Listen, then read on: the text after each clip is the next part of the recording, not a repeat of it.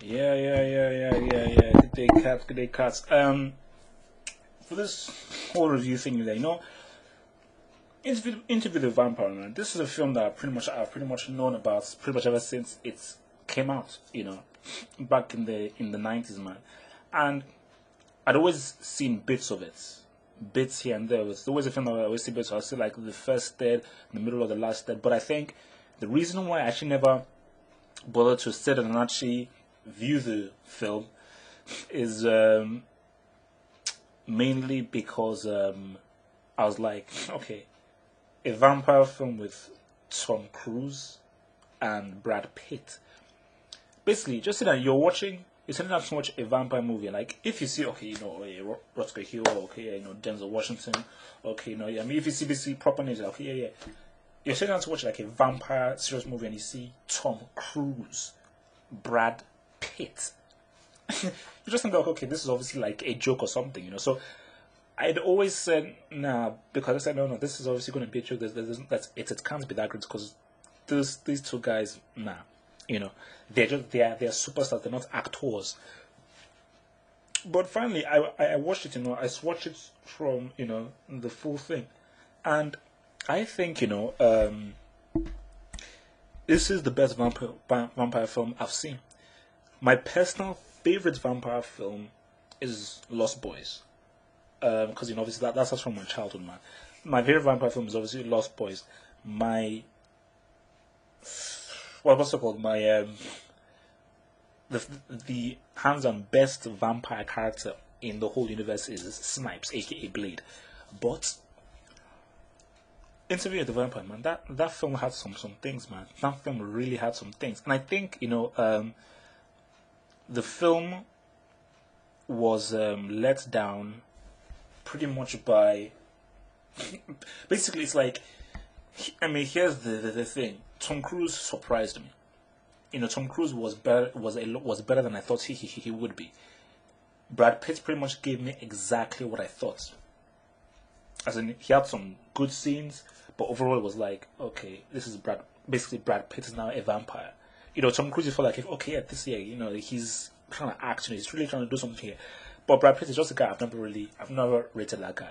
He's good at some certain kinds of roles, but for a role like for me, I was because I watched Heat recently. If Val Kilmer was a Brad Pitt character, you got a better film. Simple.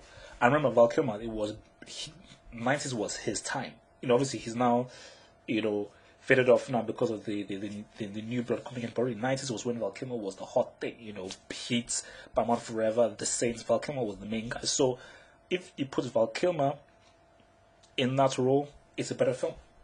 It is a better film, and I'm even thinking that even if guys would say that he was a bit old because he was actually originally, because what's it called, and the writers actually wanted him to be in it, I would still say, even if he was older, I'd still say Rutger Hauer should have been the Tom Cruise role.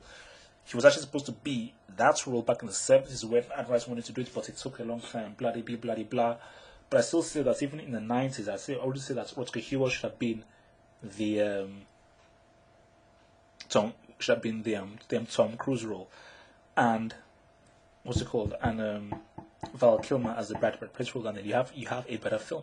You really have a better film. But still, despite that, Brad Pitt still gave a solid performance, and I think Tom Cruise was still good, and they still have some good chemistry together. And also, what's it called, Raimi's Mary Jane, aka Kirsten Dunst, she was also. I mean, everybody was good in this, man. I mean, Antonio Banderas was good. Stephen Reed, he was good. Everybody was good.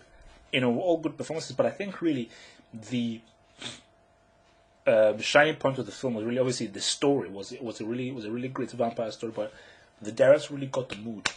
Because and that's what I've been missing in the vampire films. I mean, when you see this junk like Twilight, True Blood, Vampire Diaries, all this sickening teen, sick, disgusting crap that's supposed to be vampire stuff. You see something like Interview with the Vampire, like, yeah, that is the tone of vampires. Where it's cold, it's dark. It's more morbid. It has atmosphere and it's serious. Because people are now when you now say vampire now, it just means that's for those teeny girls now. And I mean, the word vampire has basically lost its seriousness. I mean, it's lost all that stuff that you had from, the Bela Lugosi days, of Dracula, and obviously with this thing in the Interview with the Vampire. But I think really, man, for those who haven't seen it, I mean, obviously, look, man, it's a huge film. It's with Tom Cruise and Brad Pitt in the 90s. When it was really massive, yeah, man, it was a really, really, the story was just very interesting. And obviously, the basic story is obviously Brad Pitt basically gets turned into a vampire by Tom Cruise, who's obviously a vampire who's basically lived for a long, long time. But really, the interesting thing of the story is Christian Slater, who plays a character who River Phoenix was supposed to play, but he died before that. Christian Slater basically plays this. I think he's a reporter or a writer who is interviewing Brad Pitt in present day. And he knows obviously Brad Pitt is a vampire, so he's basically interviewing him in present day. And basically, Brad Pitt is basically retelling Christian Slater basically all his life, which has basically been 200 years worth of life, are basically changing all of the kind of changes that they made. And I think it's really captured the kind of world that a vampire would have, of like living through a time where societies change, languages change, cultures change, and they pretty much have to pretty much change with it, and they actually view this change while being within the same body that is ageless, but I think the key thing of this thing was it's the mood, and the tone and the atmosphere, which is just something that you just basically a film like Interview with the Vampire, it just doesn't get made anymore. Like that was just like a standard 90s film, standardissimo, like a standard 90s film, and you don't get it because now with CGI and with effects and people just obsessed with special effects. First of all, the blood isn't fake now. Second of all, the makeup is they do CGI, so like everything is fake. But when you watch Interview with the Vampire, like there's no CGI special effects. Everything is just real. You become a lot more invested within the story, and nothing is just too overdone or like just too crazy. Everything just seems yeah, man. This is what I'm watching a film. So yeah, man. But I think those like it's just such a shame that you see something like Interview with the Vampire that there is still an amazing vampire film to be made out there, which still hasn't been made, like a really amazing vampire film. And for me, guys, I really recommend you guys to check out this game, Legacy of Kain, Soul Reaver, or basically Legacy of Kain, because when you just look at that game's ridiculous story, just in the man, the vampire tale, the vampire mythos has not really been done justice on the silver screen. So yeah, I mean, because there is still an amazing vampire film being made there. It only takes a director to take the material seriously, to cast the right guys, and for a director to really produce something that can be given credibility. Because we're living in a time now where like Twilight and True Blood, which it's a flipping joke, is not the status quo. That basically now you have all these blonde models with their little fangs, and they're now vampires and basically sucking blood. So it's sick. Okay, it's damn sick. Okay, I want a real vampire movie. But yeah, Interview with the Vampire, man, definitely a film to check out if you haven't checked out that.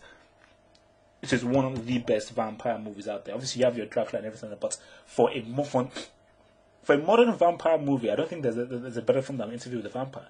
For film made in the modern days, so we're talking about 90s, 80s, 70s, for a film made in the modern days, man, it was a bloody good vampire, bloody, yeah, and it's a bloody good vampire film, yeah. So check it out.